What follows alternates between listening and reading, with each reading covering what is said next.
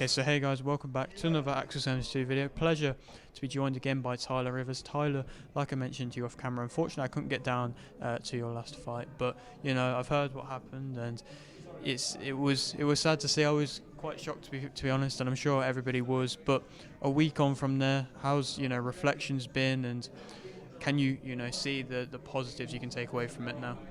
Yeah, definitely. I always look for the positives and all the negatives, man. And I'll go back to the gym on Monday and I'll right my wrongs. You know what I mean? I'll start preparations for the next one, whenever that might be. And yeah, I'll watch it back and just work on what I did wrong, put that right.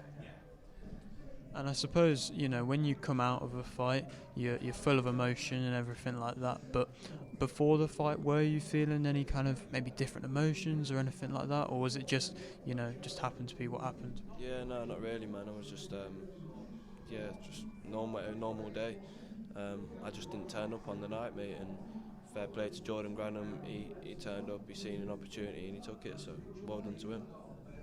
Of course, but like he's a very game opponent. He's shown that, and he's shown that he's going to come to win pretty much every time that he fights. And credit to you for taking an opponent like that. And is it really, your mindset of you might as well take these tough tests, and there's no point really going in there with somebody who is just going to shell up the whole time? Yeah, no, I've always said I feel bad sort of selling someone a ticket and they know I'm going to turn up and just beat them up. Do you know what I mean? I'd rather sell someone a ticket and guarantee them that they're going to get the money's worth, get a good fight out of it. So yeah.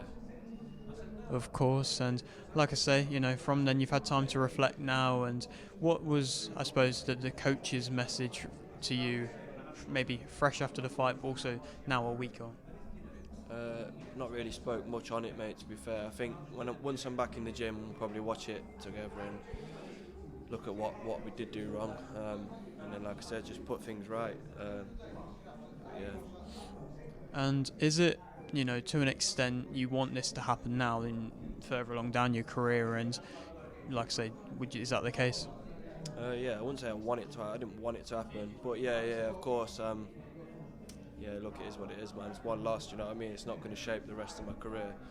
It is what it is, man. I got beat on the night. Fair play. I'll go again. I always come again. I've been through harder adversity than this, so that's what it is, mate. Don't really bother me. I'll come again and again and again. You won't get rid of me. And sometimes, prospects early on in their career, they go into fights and they don't even really come to entertain, really. Like, they just come to, tip tap around and stuff like that. And is that credit to your style as well, that you are coming to entertain your fans, like you mentioned? Yeah. I always do it, mate. It's like a trademark thing. Like, everyone who say, to be fair, mate, even though I lost, I've had hundreds of messages saying that my fight was the most entertaining fight of the night. So I'm glad people are seeing that now, and hopefully it will sort of bring more following for me, and we can have a good long career. Indeed, and has it added that bit more, motivation and oomph to, go out there and, of course, rewrite the wrongs? Yeah, of course. I always want to better myself anyway. I've got 3 kids and a missus, so I've got my own little family to take care of.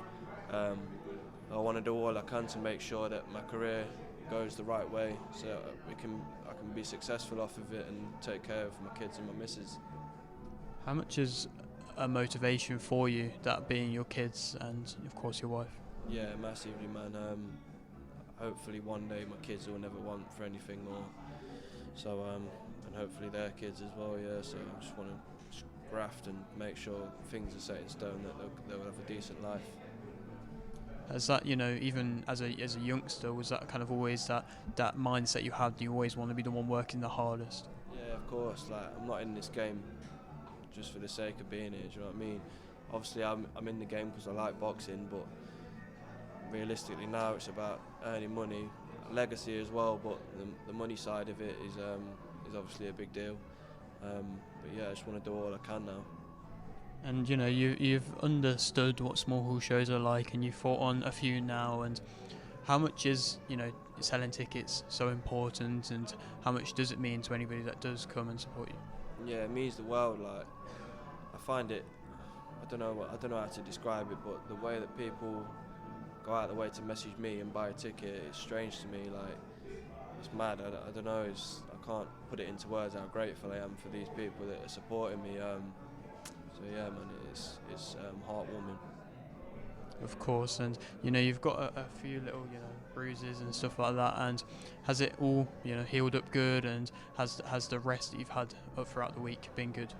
Yeah, it's been a good rest. I got a little cut to my lip, so that's still healing at the minute.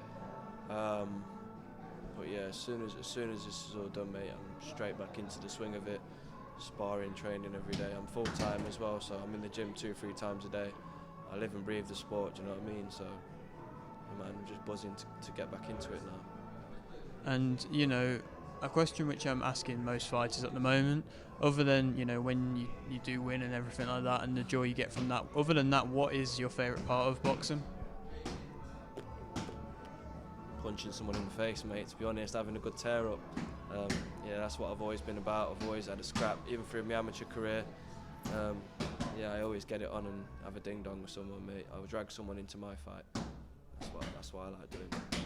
No, I've seen that. It's amazing to see. And main event here today is the Shaun Bruce versus Fraser Morgan. It's a great fight. This probably will come out after the fight, so I'm not going to ask it for a prediction. But when you see a fight like this, being like I say, such a good domestic fight, does that make you think further along down the line, or not too far away, these domestic fights may be available for you? Yeah, I hope so. Soon as, mate. Yeah, I don't want to spend no disrespect to any journeyman, because without them the sport would be on its arse. But I don't want to really box any more journeymen. I know I'll probably have a warm-up fight because I've just come back off a loss, but the sooner I can get into these title fights and 50-50 fights, the better, mate. Because like I said, it's more opportunity, more money, and fucking more legacy. So that's all I want, man.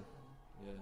And the last time I spoke to you was at the Athena in Leicester, and obviously last time it was a new venue. What was it like fighting an actual it seemed like quite a good sports arena from the looks of things?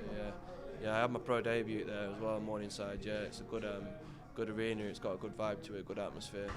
Yeah, buzzing in there, man. But that leads me on to a final question. Other, I suppose, of course, you want to rebuild and you've got these big ambitions. So, what is a dream venue of yours to possibly fight in?